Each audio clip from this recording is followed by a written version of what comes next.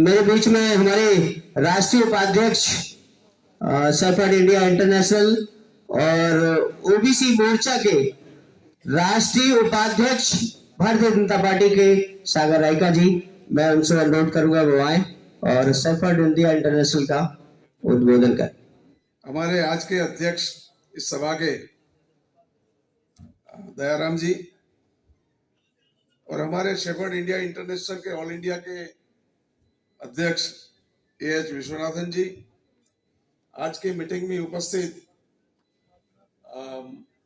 हमारे यहाँ के विधायक पूजा पाल जी और जिन्होंने पाल समाज का गौरव बढ़ाया है, ऐसे भाई राजू पाल जी, राजकुमार पाल जी एक बड़ी पार्टी के अध्यक्ष बने हैं और वो भी एक हम लोगों में प्रेरणा लेने लायक बात है। और इन्होंने जो सोचा है आने वाले समय में सब पार्टी पाल समाज को उत्तर प्रदेश में संभालेगी और संभालना पड़ेगा, इस बात से मैं भी सहमत हूं। हर पार्टी अपना अपना निर्णय करे तो बहुत जरूरी है। हमारे गुजरात से पधारे हुए आदरणीय अमर सिंह भाई, इनके साथ हमारे बोटाद डेयरी के चेयरमैन, जो कोऑपरेटिव जिले की डेयरी है उसके भी चेयरमैन भोला भाई, मंच पर विराजे हुए महिला विंग के कर्नाटक के अध्यक्षा बहन श्री भाई प्रेमलता जी बहन और नहीं नागराज जी, जो हमारे कर्नाटक के पूरे शेफर्ड इंडिया के अध्यक्ष हैं। काफी लोग, आपको तो सुना है हमने, आपको भी सुना। मंच पर अच्छे अच्छे समाज के लोग, राष्ट्रीय कारोबारी के हमारे अध्यक्ष बैठे हैं। तो इन सबका आज की मीटिंग में उपस्थिति से पूरे समाज को एक बल मिला है, ताकत मिली है, दिशा मिली है। लोगों ने अपने अपनी बात बताई है और काफी समय से विश्वनाथ जी ने संगठन शुरू करने का जो सोचा, समाज के प्रति इनका जो लगाव रहा है वो पूरे देश और विदेश में भी ये अध्यक्ष है। एक खाली एक हमारा राष्ट्र का एक ऑर्गेनाइजेशन नहीं है, इंटरनेशनल ऑर्गेनाइजेशन। इसकी जो मान्यता है वो इंटरनेशनल ऑर्गेनाइजेशन की है और वो उन्हीं की देन है, उनकी देन से ये हुआ है। इन्होंने समाज के बारे में बहुत सोचा, इन्होंने बहुत लिखा भी है। इनकी लंदन में एक बुक का विमोचन था, उस विमोचन के समय भी प्रदेश के लोगों ने भी इस आदमी का इन्होंने जो भोग दिया है, जो सोचा है, क्योंकि इन्होंने जो सोचा है पूरे विश्व के समाज का, विश्व के चरवाहा समाज, पास्टोरल कम्युनिटी इंग्लिश में कहते हैं पास्टोरल, इन सबके लिए क्या क्या सवाल है और कैसे कैसे उकेल किया जाए, वो इनके दिमाग में एक स्पष्ट चित्र है। तो मैं ये कहूंगा कि आप तो पूरे भारत में आपका परिचय है, मगर विदेशों में भी आपका परिचय, क्योंकि आपने चरवाहा लोगों का मिशन हाथ में लिया है, आपका जीवन इनके साथ आपने बिताया है। ये शेफर्ड इंडिया इंटरनेशनल कभी कभार प्रदेश भी हमारे लोगों को ले जाती है कि वहां के लोगों का जीवन कैसा है।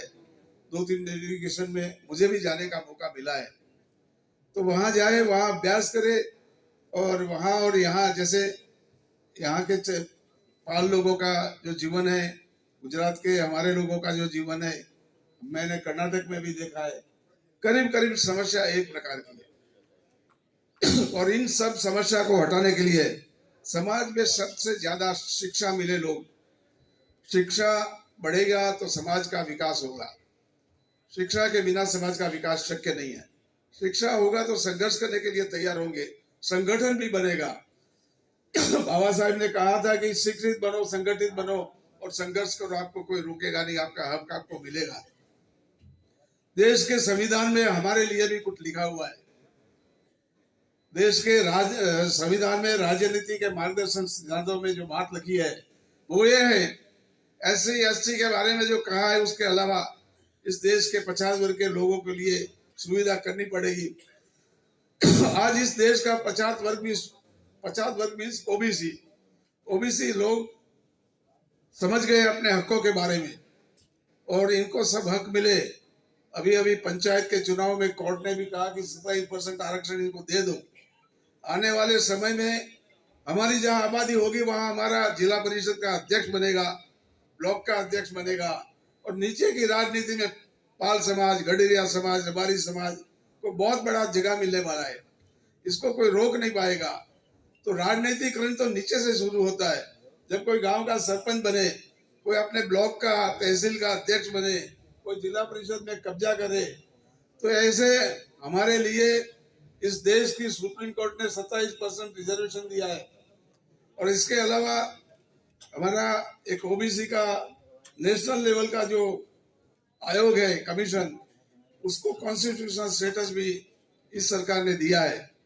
इसलिए हमें कोई डर की जरूरत नहीं है। हमें हमारा दिमाग दौड़ा के, हमारे समाज के लोगों को एक करके, हमारे समाज लोगों को इकट्ठा करके, समाज के लोगों के लिए सरकार की कौन कौन सी योजनाओं का हम क्या क्या फायदा दिला सकते हैं, उसके लिए सेमिनार करना पड़ेगा, समाज को इकट्ठा करना पड़ेगा।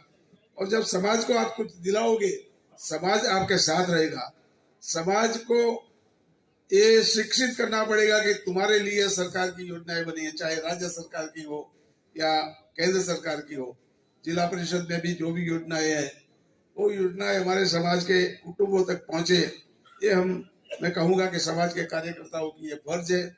जब तक ये होगा नहीं, तब तक काम बनेगा नहीं। हमारी आर्थिक परिस्थिति पूरे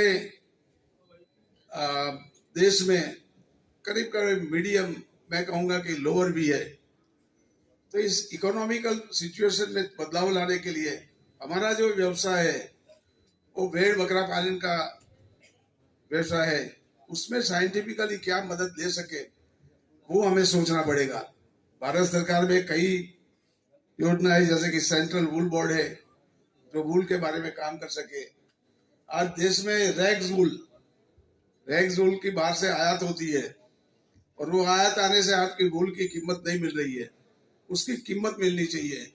तो इसके लिए क्या तो सरकार उनके ऊपर टैरिफ लगाए, हमने लिखा है, या तो हमारा एमएसपी करके हमारी वूल का रेट नक्की करे, तो हमारे लोगों को कुछ बात मिले। जो वूल मैंने 40-50 रुपए किलो बिकती देखी थी, उसका रेट आज 10-12 रुपया से ज्यादा नहीं मिल रहा है। इसके साथ साथ हमारे लोग पशुपालन में अपने आप को जोड़े, तो पशुपालन से भी दूध की बड़ी आवक होती है। और हमारे बच्चे शिक्षित बने। जब शिक्षित बने तो ये राजनीति तो आना जरूरी है, मगर राजनीति से ज्यादा हमारे समाज में से कोई आईएएस बने, आईपीएस बने, और इस देश के तंत्र में चलाने में हमारे समाज के लोग आए, पाल समाज के लोग आए, तभी आपको कहीं जाने की जरूरत नहीं पड़ेगी। आज मैंने देखा है गुजरात में लड़कियां आईपीएस बनती है हमारे समाज से, और आईपीएस भी काफी बने हैं। तो ऐसा कोई उनको गाइड करने के लिए, कोचिंग क्लास के लिए आपको यहाँ एक काम करना पड़ेगा कि आईएएस आईपीएस की ट्रेनिंग के लिए समाज के बच्चों को सुविधा पूरी लगानी पड़ेगी। दिल्ली में बहुत अच्छे अच्छे क्लास चलते हैं। मैंने आदरणीय राष्ट्रीय अध्यक्ष से कहा है, और मैं इनके साथ हूं, कि दिल्ली में कोई बड़ा भवन बने जिसमें यूपी के सारे जिलों के बच्चे आए और इस कॉम्पिटिटिव एग्जाम में अपना हिस्सा ले सके। कॉम्पिटिटिव एग्जाम में हिस्सा लेंगे, उसमें तो वहां पे क्लास में जाएंगे तो उत्तीर्ण होने में इनको कोई दिक्कत पड़ेगी नहीं। इनका रहने का ठिकाना नहीं होता है, इसलिए लोग यहाँ से जा नहीं सकते। आपकी बनारस हिंदू यूनिवर्सिटी के कई लोग मेरे राज्य में, गुजरात में सेक्रेटरी की पोस्ट पे 10-12 लोग हैं। तो मैं चाहूंगा कि ये तो उत्तर प्रदेश से, खाली उत्तर प्रदेश नाम राज्य का नहीं है, ये देश का एक बड़ा देश है। तो ये इस बड़े देश में अधिकार है आपको राज करने का, आपको चुनाव लड़ने का अधिकार है, राज करने का भी अधिकार है। और सारी पार्टियां आपके ऊपर जब निगाह रखती है तो आपको पॉलिटिकली भी ऑर्गेनाइज होना पड़ेगा, संगठित होना पड़ेगा। राजकीय संगठन चाहे कोई भी पार्टी हो, मगर हमारे हितों का रक्षा करे, हमें प्राधान्य मिले, हमें जगह मिले, हमारे समाज का काम बने, हमारे समाज के लोगों को समर्थन दे। हमने राजस्थान में शिक्षा के बारे में काफी काम किया है। राजस्थान में हर जिले में आज छात्रावास हो गए हैं, और उस समय कोई मुख्यमंत्री हमारे थे, तो उनको मैंने कहा कि समाज को शिक्षा के लिए जरूरत है, तो जहां जरूरत पड़े शुरू करने के लाख रुपया मैं देता था, वो सरकार से जमीन दे देते थे, कोई विधायक के फंड से, कोई एमपी के फंड से उसका भवन बनता था। आज कई जगह पे लोग पढ़ रहे हैं। तो यही काम पूरे उत्तर प्रदेश में जिला वाइज होना चाहिए। हर जिले में छात्रावास होना चाहिए, बच्चे वहां पढ़ाई करें और क्या पढ़ सके उनकी मेरिटोरियल एजुकेशन उनको देना पड़ेगा। उस लाइन में आपको आगे बढ़ाना पड़ेगा। संगठन की तरह काम करेगा। राजनीतिक हिस्सा लेने वाले लोग हैं, अगर हमारे समाज को नीचे से अगर हम तैयार करेंगे, शिक्षित करेंगे, संगठित करेंगे, आने वाले समय में बच्चे आपका आभार मानेंगे और आपको याद करेंगे। और हर तहसील वाइज आपका खुद का छात्रावास हो, वहां पढ़ाने वाले रिटायर्ड लोग समाज के जाए और लोगों को मार्गदर्शन दे। जिसके 12th में अच्छे मार्क्स आए हैं तो उसको गाइड करेंगे भी उसको कहाँ जाना है, क्या करना है। उसके मार्क्स देखे, मैंने कई बच्चे ऐसे देखे 98% समाज के लोगों के पास आए हैं, 90% आए, मगर उनके पास दिशा नहीं है कि कौन सी लाइन पकड़ो। तो ऐसे लोगों को आप समाज के जो सुखी धनी लोग हैं वो उनको दत्तक ले, उनको पढ़ाए, उनके पढ़ाई का खर्चा निकाले, वो समाज को अपना समय। मैं कहता हूँ कि ऐसे अच्छी मार्कशीट जिनका मार्क्स अच्छा आया है उनको गोद ले पढ़ाने के लिए, और समाज में सबसे ज्यादा मेरिट वाले लोग आगे बढ़े, इस प्रकार का काम आप कर पाओगे। और आने वाले समय में हमारे अध्यक्ष जी की एक इच्छा है कि दिल्ली में केंद्र सरकार से कुछ मांगे रखे और इसके लिए एक बड़ी रैली करे। तो हमें आपसे भी ज्यादा उम्मीद है कि ज्यादा से ज्यादा संख्या में दिल्ली में एक बार पाल समाज के लोगों का, पूरे हिंदुस्तान के गडरिया समाज का, रायका समाज, रबारी समाज, धनगर समाज, कुरबा समाज के लोग आए और जो शासन को दिखाए कि भी हम इस देश में 12 से 14 करोड़ लोग हैं, हमारी ये मांगे हैं, हमें शिक्षा में ये काम करना है। तो ये सब चीजें देना पड़ेगा और ताकत तो दिखानी पड़ेगी। संख्या बल से तो आपकी गिनती होगी। अगर ऐसी एक अच्छी रैली हो जाए तो कोई रोकने वाला नहीं है। अब गडरिया समाज, पाल समाज, रवारी समाज, कुरबा समाज, धनगर समाज खूब जागरूक हुआ है। 16 तारीख को महाराष्ट्र में बड़ी रैली है धनगर समाज की, और वो रैली होगी कम से कम 1 लाख लोगों की। मैंने यहाँ बेंगलोर में भी देखा कि 1 लाख लोग इकट्ठे किए थे। तो आप तो बड़े प्रदेश के मालिक हो और आपकी संख्या भी ज्यादा है, और मैं कहूंगा कि समाज को यहाँ जरूरत भी है। जरूरत है शिक्षा की, सहूलत की, संगठन की, राजनीतिक हिस्सेदारी की।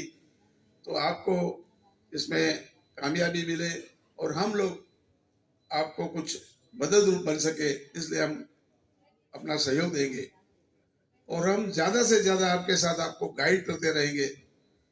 संगठन की ताकत तो आपको खुद को यहाँ पे राज्य लेवल पे बनानी पड़ेगी, और मुझे भरोसा है कि आप लोग सोचेंगे, अगर एक बात ठान लेंगे तो संगठन बन के रहेगा, कोई रोकने वाला है नहीं।